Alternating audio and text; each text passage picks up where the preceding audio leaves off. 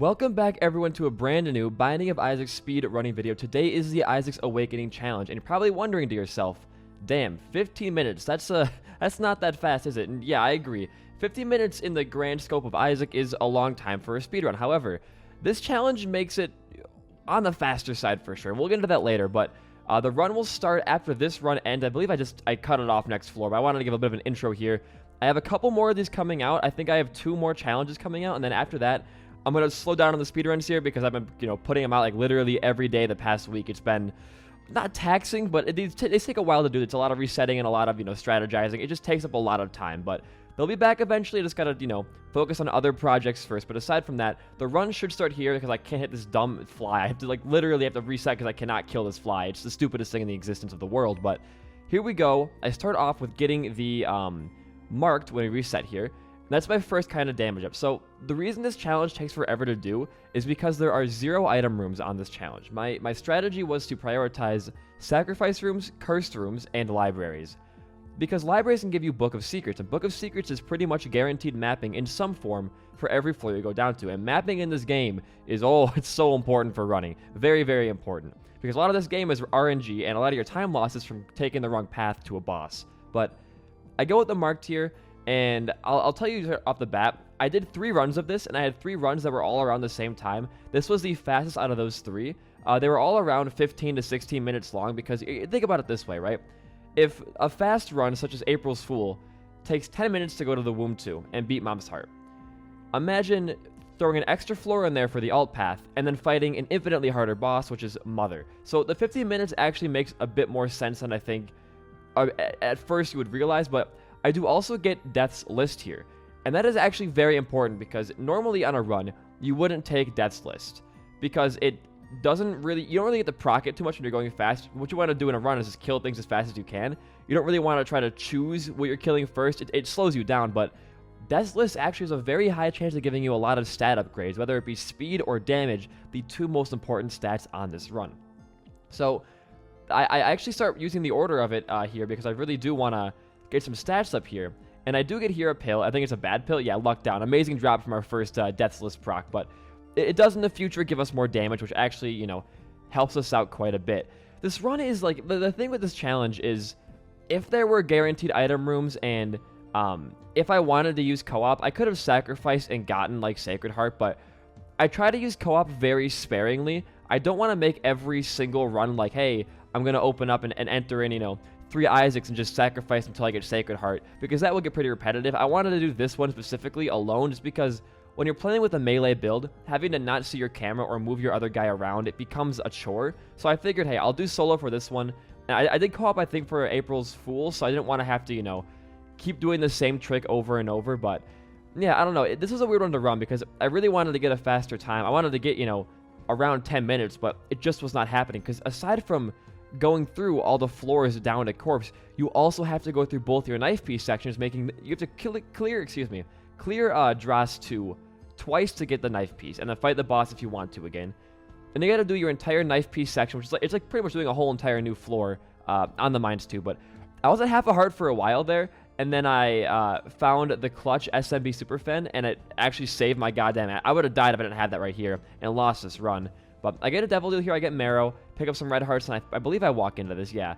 And I don't take anything because I realize that, hey, I am probably not going to get Guppy if I'm playing melee, because I'm going to take a lot of red heart damage, so getting consistent deals is not going to happen, and I don't want to waste my bone heart that early on. I think I do lose it eventually here, though. I recorded this run yesterday morning, and I'm just commentating it this morning, so as the video goes out, so I'm a little rusty on my actual strategy here, but I take some hits. I decided to walk in here and go for soul hearts, but it did not happen. I should have probably waited it out until I got more hearts from my bone heart, but I was feeling a little bit antsy, and I wanted to just go pretty fast here. But I can't find my fire. It's actually by the boss room, and I don't realize this at first. I'm going through every single room, and I'm like, where the hell is my white fire? So I, walk up and go, oh, there it is. Okay. So I probably lost like 30 seconds doing that, but it's all part of Isaac, I guess. But yeah, this the run I recorded another run today for this challenge, if I could do anything faster. Because I was getting the 2 like 15-minute times, I was like, there's got to be a faster way. And even on that run where I got Godhead and like 2 Emperor cards, it still took me 15 minutes. It's hard. Mother is not an easy boss, especially when you're going fast, you're losing a lot of HP, you're not saving up HP, and you're gonna go fight a boss that essentially like takes, I don't know, 2 minutes to fight when you don't have, you know, amazing stats. But as you can see right now, Bloody Lust is actually already paying off. Also, look at these dumb iframes right here. I literally could not hit him. This boss has a really weird mechanic where occasionally, if you do too much damage to him, when he pops up in his first part of his second form, he just won't take damage till he goes down again. It's really, really frustrating, especially on streak runs where I've almost died to that exact mechanic. But regardless, we're going to leave this floor at about, looks like around 5.5 minutes real time. Or no, sorry, it's more like 4 minutes real time. 5.5 on the video. But we're going to leave this floor, go to the mines next. I'm looking at my build right now, and I don't feel super confident, so I buy a Spirit Heart here. But I'm also looking at it, and I'm like, okay, our damage is really, really good. What we are lacking, though, is any sort of unique item that's going to help push us over the edge. Items that either affect your actual tiers, or items that affect your movement, or how you play the game. We don't have any respawns. We don't have any kind of damage modifiers. All we have is Bloody Lust and Deathless, pretty much. SMB Superfan helped out a ton. Pentagram helps out a ton. Marked helps out a ton. But all we have is damage. You need more than just stats to win a run. You need those weirder items like, you know, for example, Tooth and Nail to, you know, buff out Curse Room damage. You need things that are going to help you, more utility items, I guess what I'm trying to say, to help you really, really shine in this category. But I just, you know, I was like, you know what? I've been resetting for a couple hours on this. I'm just going to go for it and see what happens. And as I say in all of my videos, for a disclaimer, I'm not claiming that this is the fastest run possible with this setup. I am just saying that this is one of the ways you can beat it pretty fast, and that's through the use of prioritizing your cursed rooms over anything else. And again, with another thing too, is that people who are still on Afterbirth Plus don't realize this, but in challenges that don't go down to the Dark Room or don't go down to Lamb, you cannot sacrifice on those challenges. So, on this challenge, I could not enter in like 3 players and go to Dark Room right away. That would not happen, and it cannot happen. Where if a challenge ends at Lamb, you can sacrifice down there, great. If it ends anywhere else, like Mother, you cannot sacrifice it down there. But yeah, here is the Knife Piece 2 section, excuse me, which, you know, I don't know how I feel about it. I've shared my thoughts before in like my Repentance review video, but I think the Knife Piece sections get a little bit overdone sometimes. I think that they take up way too much time, and once you've done it like 2 or 3 times, or I would say even like once with every character, it loses a lot of its novelty, and it is no longer fun or interesting to go through that entire, you know, Mother Shadow chase sequence. So, but here, I mean, it's required here, unless I got like Sharp Key or something, but even then, you aren't allowed to leave the floor until you have your full Knife Piece.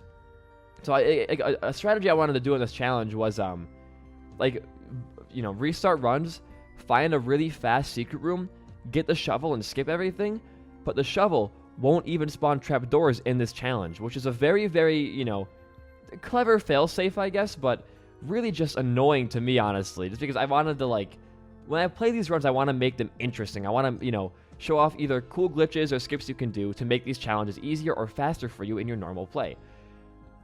A lot of their Repentance challenges are, frankly, just made too well to accomplish that. Aside from, like, Red Redemption and maybe, like, Challenge 45, a lot of them are just made way too well to, like, try to break them open like that. But I have a lot of HP right now. I'm not too worried about my living capability here. I'm gonna live this thing. If you take anything more than like 3 hearts of hits during this sequence, you gotta get good. It's really not that bad. Now, if I'm going fast here, I'm gonna get hit quite a bit.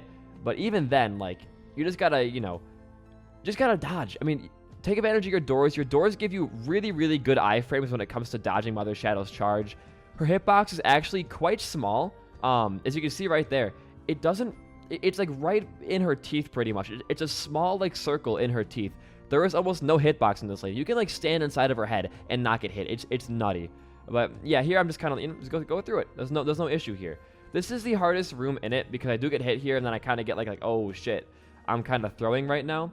A strategy here is to get that card in the middle. I believe it's a Hanged Man card, but I didn't want to spend, you know, if you miss one bomb, you gotta wait for the bomb to go off.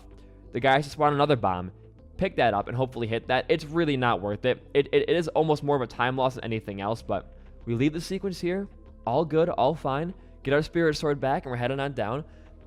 Weirdly enough, if you take out the knife pieces, we only have 12 items right now, which is a good amount, but I'm just still nervous. We don't have anything unique. Nothing is really setting this run apart from any other run. We don't have modifiers. We don't have any tier effects. We don't have anything like that. And although tier effects don't really matter on a spirit sword, they're still nice to have when you're fighting a boss or something like that. But I ended up earlier in the run picking up Krampus's head in place of Mom's bracelet, because it's really good for clearing rooms, because when I have to play melee, I can't stand back from exploding enemies, and I can't stand back from groups of enemies that are going to run me over. Emperor card, by the way, right here. So Krampus's head actually accomplishes that very well.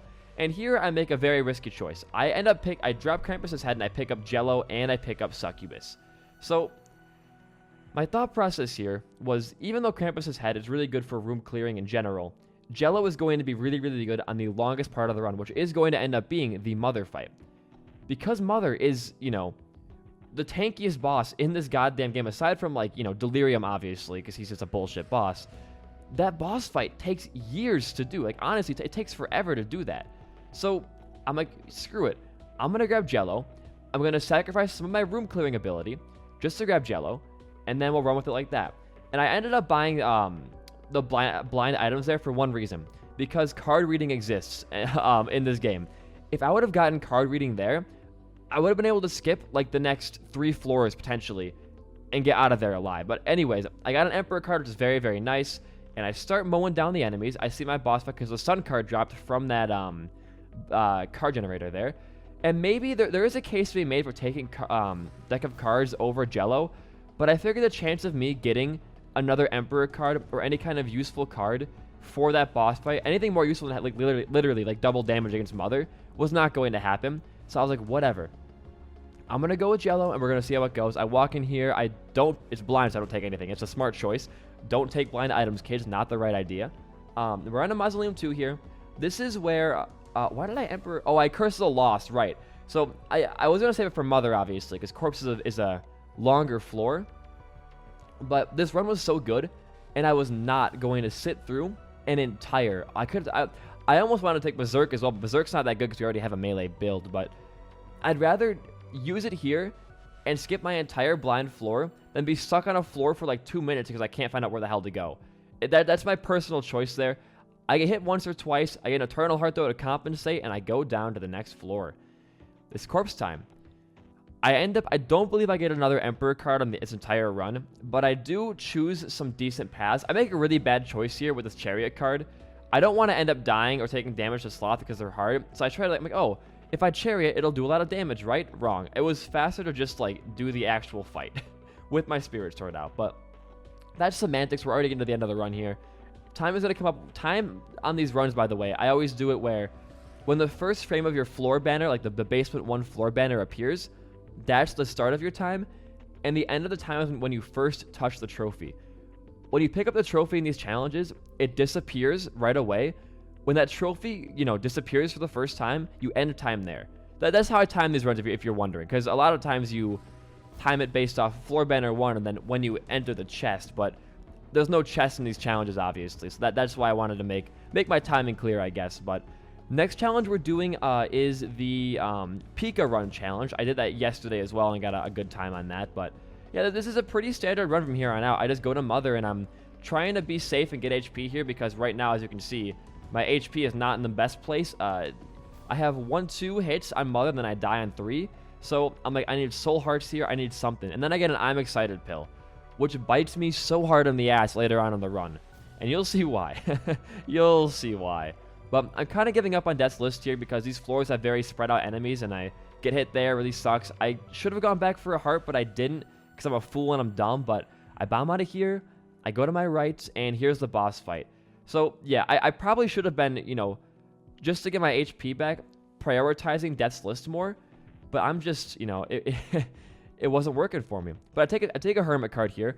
I could have popped the Lover's card and gotten maybe like a really good item there. But again, my HP is what worries me really, really badly right now. We get ET here, which I believe gives us HP. Yeah, we get HP from ET. And then the Pact. The Pact also gives me Leviathan. So now my HP is at actually a really, really phenomenal place for Mother. That Pact was so clutch. Pentagram, Marked, and the Pact all count for the Leviathan transformation, giving me 4 black hearts and a red heart container. Very, very, very nice. I go for Death's List here, and I get a nickel, which does nothing for me there. I have a bad habit on these runs of picking up drops when I don't need to. I'm just so used to actually just playing the regular game of Isaac that it's hardwired into my brain to pick up money when I see it. So I gotta learn to avoid that better. But here is the Mother fight. Jello comes in pretty clutch here, and the Trinity Shield actually saves this run multiple times. So the hardest thing about this fight was this hand move, because you want to be playing really, really close to Mother, but I can't because she, spawns bullets on top of you. It's a rough fight. Happens right here again where I gotta back up and go back in, and then back up and go back in again, and I get hit by a maggot eventually here. Right? No, I guess not. Maybe I'm just an idiot, but phase 2 is actually a very fast fight because of just thank God for Jello, man. It was a very, very good fight. I gotta stay, and also I'm excited, Pops, here, as you can see, and now my fight is like infinitely harder. I believe I'm at like 1 heart at the end of this fight, but I'm actually handling it decently well, I think. It's hard to dodge a lot of these attacks when they're fast, so I end up using Trinity Shield to block all these tiers. I think it was a very smart choice to play conservatively there, and it actually, I think it saved my ass in this run. Because I believe I got hit 1 more time. I don't know what attack hits me, but it's something dumb, I think. But Mother should be dead here any minute now. This attack sucks as the tiers are extremely fast, and time is coming up in about a few seconds here. She dies like right now. Almost. There we go. Time happens now, but if you guys enjoyed this run, don't forget to sub and like and comment for the algorithm. It helps me out more than you guys know. And aside from that, all of my socials, Twitch, Twitter, and Discord are down below. Put in the comments what I should run next. I want to run some more unique... we're running out of challenges to run because I've done like almost like all the fun ones so far. So what about some unlocks I should do? Someone recommended the zip unlock. Maybe I'll do that next. But in the meantime, guys, have a good day. Peace out and goodbye.